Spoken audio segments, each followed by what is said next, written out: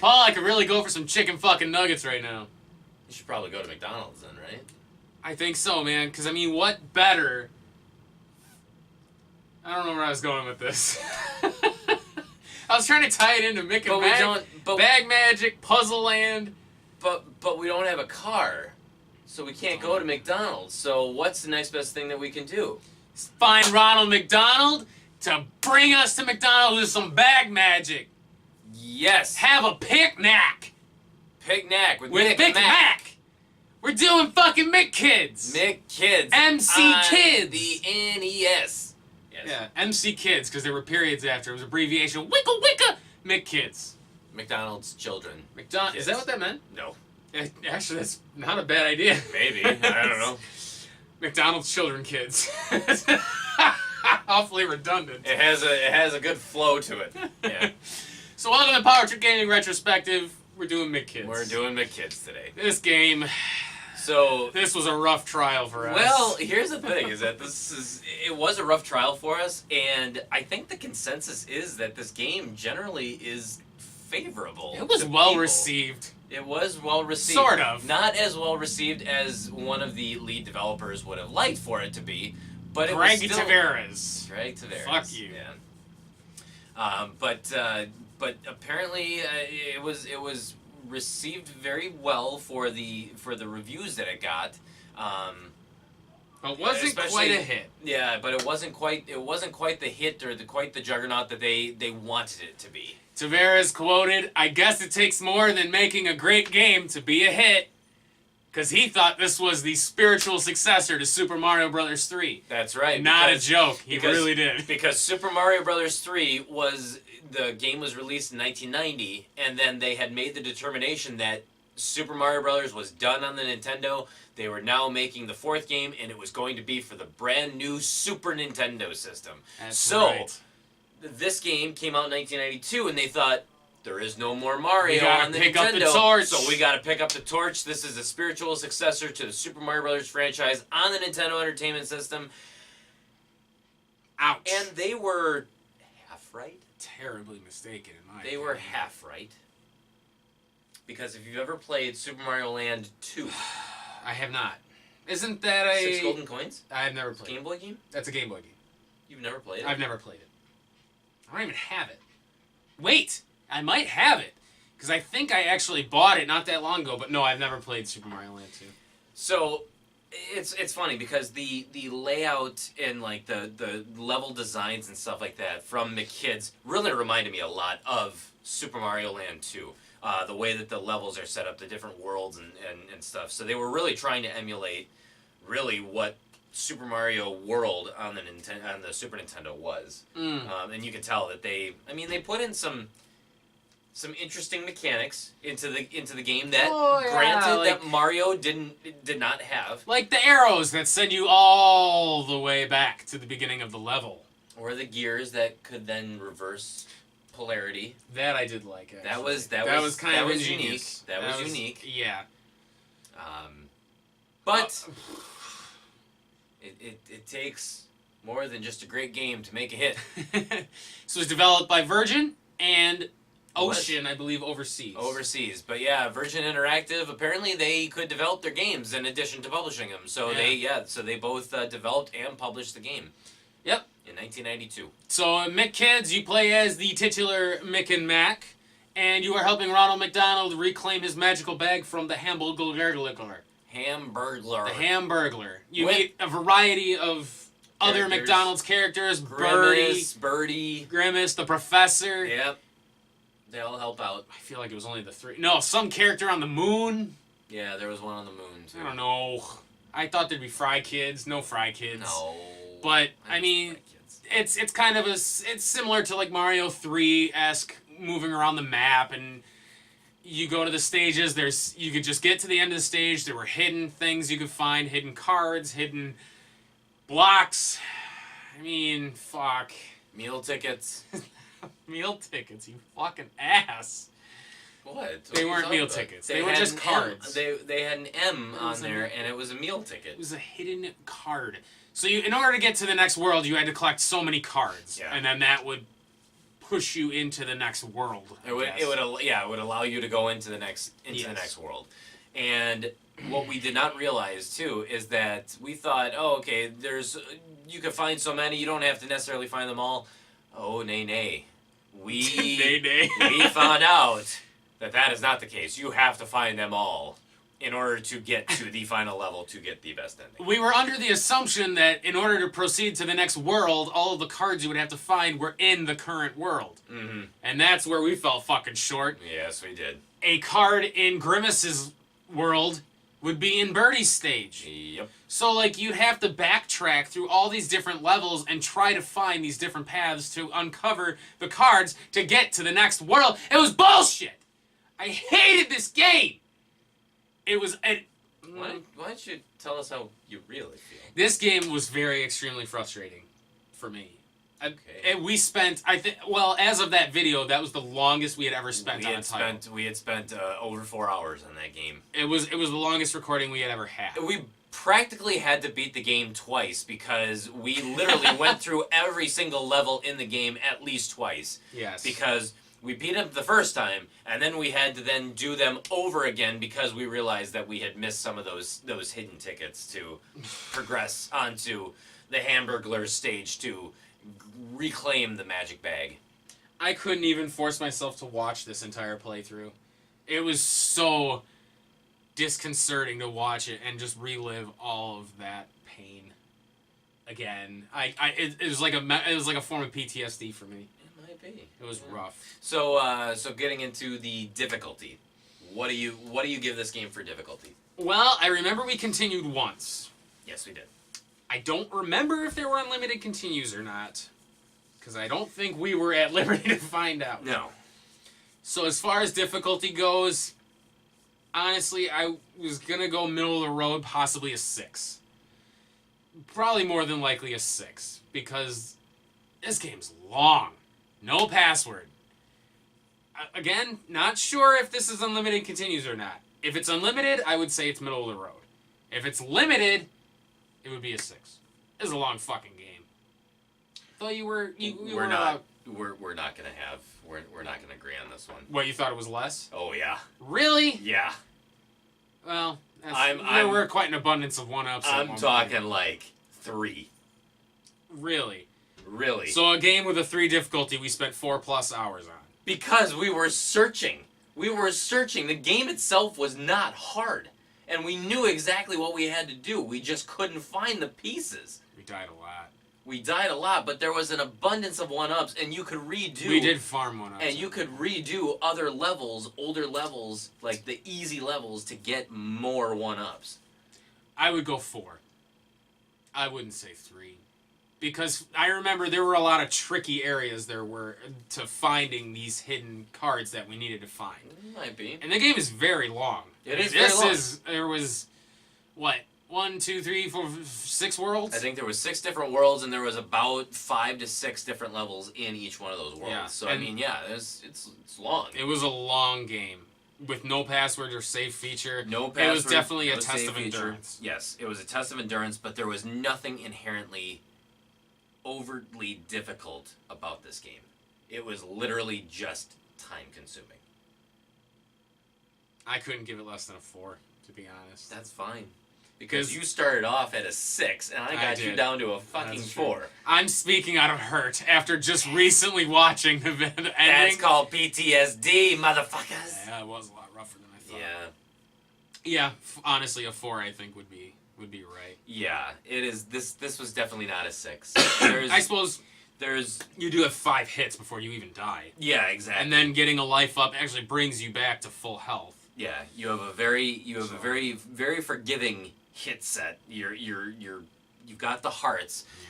The extra lives, we had an abundance of extra lives when we beat the game. I think we had like 14. Still had to continue, and I'm pretty sure at one point we had over 25 lives. We may have, but we also were making some really stupid mistakes too. Mm. And you were falling into pits. And you were playing like shit in the beginning of the game too. You were not. I was not feeling it. You were not terribly great at it. But I did get back. I did pick it up. You did. But I was pretty. so bad. it was obvious that so it was easy for us to lose a few lives here and there or whatsoever, but we were getting a lot of lives, and we could farm extra lives too if we needed them. I don't know if there's unlimited continues, but you get at least a continue, so there's at least, I would be willing to venture that there's at least 3 continues you can God, get. if this game had no continues. If it's not unlimited, then then that might be a different story, but the game itself is not difficult. No, I suppose not. The enemies were predictable. Absolutely. The only real threat was the fact that you had no inherent attack ability. You had to find a block or something to pick up. Mm-hmm. But the enemies were so easy to avoid that it's just, you didn't even have to, even the ones where there was a block right in front of those enemies, you didn't even have to pick them up. And except for when you fell in the water and that thing ate you. There was a fish at one point we literally could not avoid. And it came and ate, like a Big Bertha kind of fish. And it kills you automatically. Yeah. But like I said, there's no way to attack normally, so you have to find a block. Yep. And I remember there were certain blocks that you needed, so it was detrimental to throw. I'll have to watch the playthrough again, but I'm pretty sure we struggled in some areas for lives. But yeah, a 4 I feel would be fair, just because of the length alone. And it is a long game. It is a long game. It definitely is. So.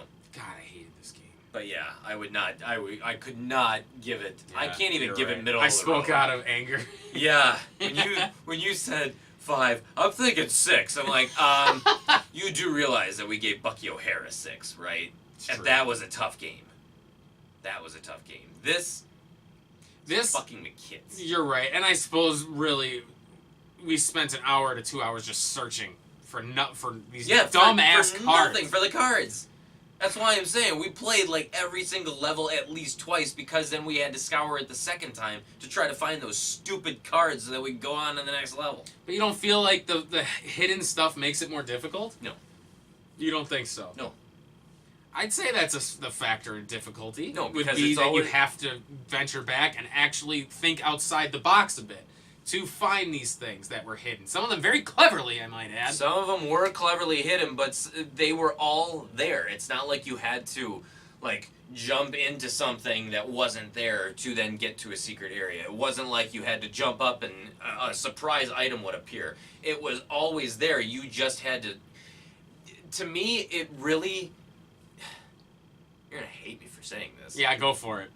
But it really actually did feel like Super Mario World. Like the way that you explore things, that you're looking for things, you'll stumble onto these little secrets, but the only thing that makes it infuriating is that, well, games like Super Mario World rewarded you and did not make it necessary that you found all the secrets. It enhanced the game. This made it necessary. By contrast, made it necessary. It made it mandatory to find that secret. Yeah. And so it took the whole reward out of the equation, which is why it felt the way that it did. Yeah, because I remember one level in particular where you started up on this trunk, and you had to jump off to the left completely, like, just randomly. And there was, like, a little ledge on the bottom that you had to land on. And I know I think we missed the jump the first 2 times, but we eventually got to it. And that was one of the cards I think we were missing, is you had to hop in it on that thing, and you had to hop in a boat to go all the way back across to get to this stupid thing on the right. So it's like that. And you'd never really think to do that naturally, because everything progressed to the right. Yeah. So it's like it completely went against the entire formula. Even the final boss, where you had to pick up the dumbass snowball thing that weren't snowballs. You do it once in the fucking game, and it was so counterintuitive. Deep breaths. Deep breaths. No, I said deep breaths. Deep breaths. That alone, I feel like, took us an hour just to figure out how to beat the game. Maybe half an hour, realistically. Because there were those McDonald's blocks that would diminish 1 by fucking 1 for some reason, and then we were left with no way to attack, not realizing that the mound was able to be picked up. Because you literally did it 1 time in the game. Yeah. 4 worlds ago. It was not enough to establish credibility that I could probably pick that up. True. That was infuriating. True story. Infuriating. Watch the finale of it. So, see what I'm talking about. It really sounds like we're getting into fun now. So, 4 for difficulty. You're 4 right. for difficulty. You got me on that. So, fun. 3. Ooh. I'll give it a 4, actually. I'll echo the 4. Oh. Because, I mean, while it's infuriating, you were right. It has very interesting mechanics to it. Because I remember the flipping upside down, and then you hit the arrows, you go all the way back to land on a different platform. It actually was very clever. And it did feel very Super Mario-like, especially Super Mario 3. Like, it felt very... To me, the graphics really reminded me of Super Mario Brothers 2, actually. Graphically, yes, but graphically, yeah, it was around that time. I mean, Super Mario Brothers 3 had just come out in 1990. Yeah.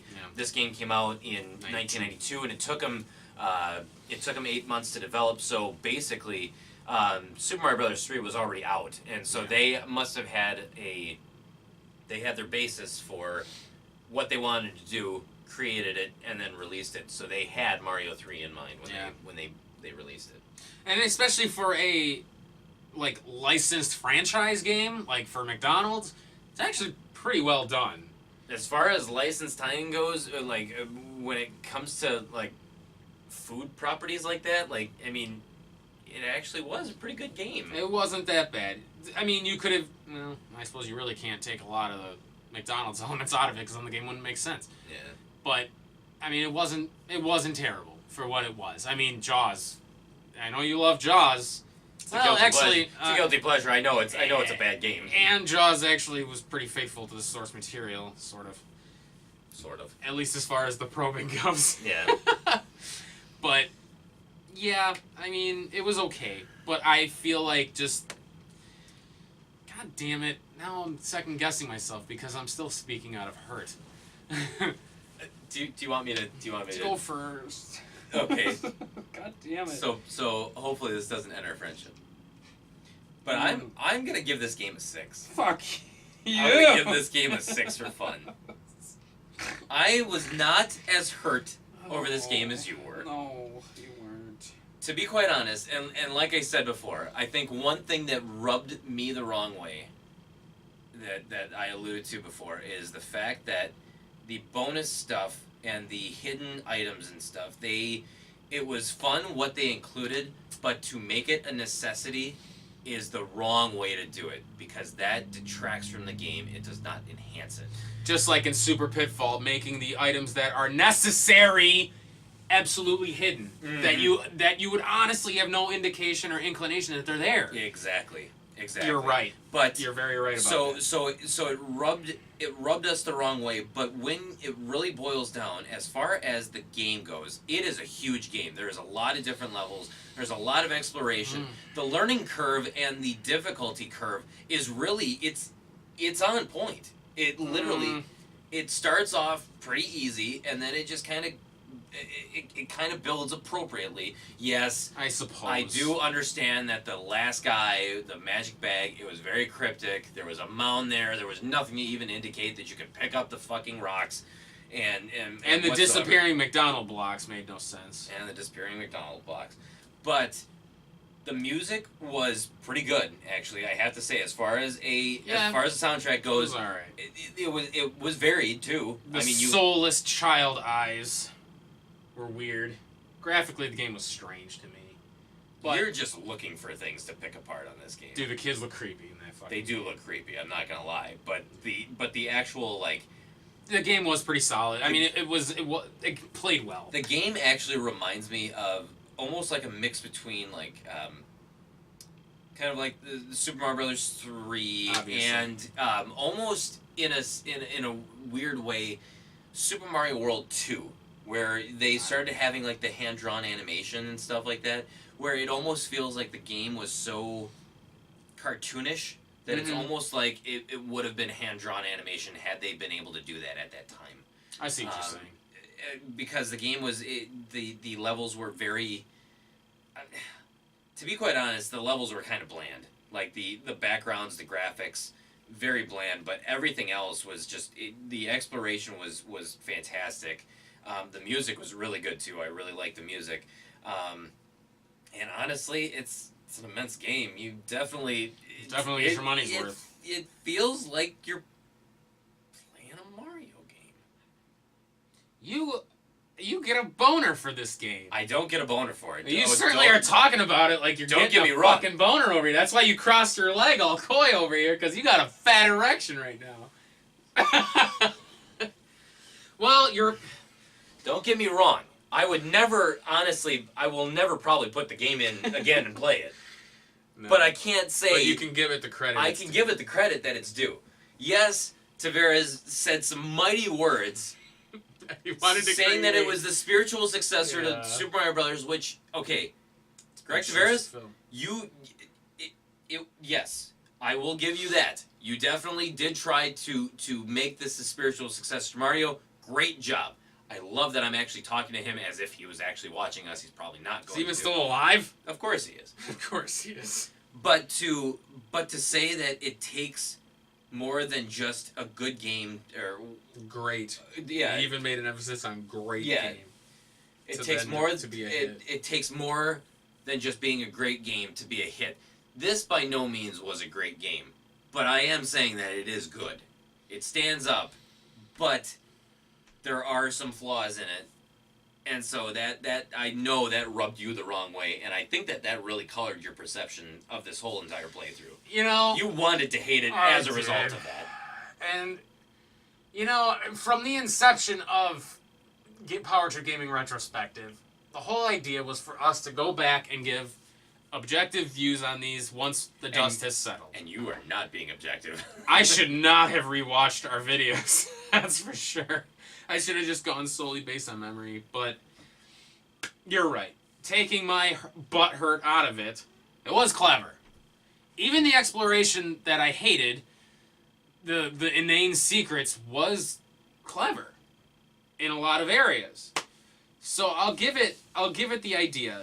Clever. Execution was wrong, but it was good. Yes. So for that, I'll give it actually a middle of the road. It's a 5 for fun. It was okay. There was better. There was a lot worse. So it feels like it was like you said, wasn't great, but it was good. Nice job. Pat yourself on the back. Whatever. That's all I got. Because I swayed you. You did. You sway me more often than not. I am just glad that you're actually being objective about it, because I could tell you were using a lot of very salty. A lot of emotion. A lot of emotion in this. So we gave it a 4 for difficulty, 5 for fun. Actually, I'm sticking with my 6. You're not getting it. Well, all right. Well, I'm making a asterisk in the thing. Put an asterisk, because I'm sticking with my 6. Paul for 6 for difficulty or fun?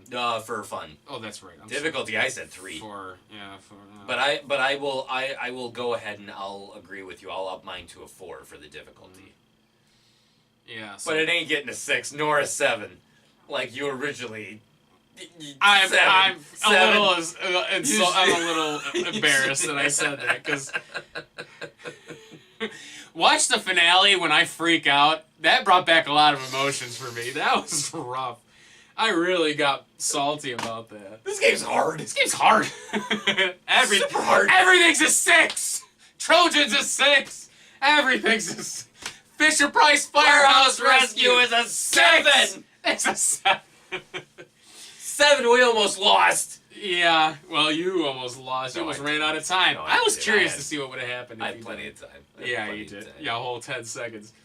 Well, I feel like we've already answered this, but what did you pay for McKids? So McKids I got for $3.99 at Pre-Played in Madison. So that was when they used to have games like they were just a flat rate of like $3.99 for average games. So that's what I ended up paying for it. Okay, cool. So as of this video, PriceCharting.com has this game going for $15.97, so $16. I'm so glad, so proud of you that you remembered that. I almost said $17. I'm like, wait a minute, that was super pitfall. Right, no. $15.97, $16. Yeah. Would you say that is worth it? And I feel like we already answered this. The game's immense. It's pretty clever. You'll definitely get your money's worth. I feel like yes. I think it is worth it. I would say 7. I think it is worth it. Jesus fucking Christ. Are you okay? Are you having a stroke? I don't know why I'm thinking 17. $16. So you would pay $17 for this game, huh? No. Cool. No. Okay. Well, Maybe. maybe. If the boot fits. The boot fits up the ass, yeah. 7...